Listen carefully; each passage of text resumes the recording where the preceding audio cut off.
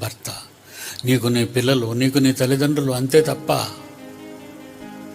కళ్ళు మూస్తే ఎవరో నిన్ను పట్టించుకోకుండా వెళ్ళిపోతారు.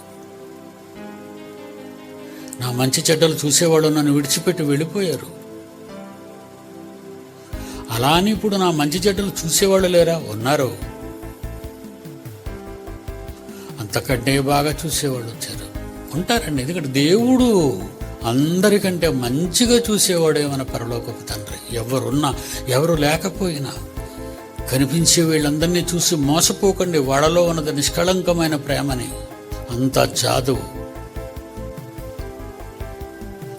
భర్తల్లో వదిలి మరికొందరితో డేటింగ్ చేసేవాళ్ళు, భార్యలను వదిలి మరికొంతమందితో డేటింగ్ చేసే పురుషులు. వీళ్ళకి భార్యలేటి, భర్తలేటి, బంధాలేటి ఏమీ లేవు. అంత జాదు. ఉన్నారు కనుక నటిస్తున్నారు తప్ప తేడా జరిగితే ఎవరు నువ్వు అని ప్రశ్నిస్తారు వాళ్ళే.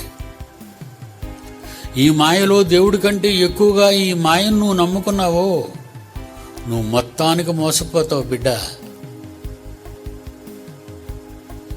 నీ దేవుడిని నమ్ముకో, నీ కన్న తండ్రిని నమ్ముకో. ఆయనే సరైన వాడు. ఆయన మనతో ఉండేవాడు, మనతో కలిసి ఉండేవాడు.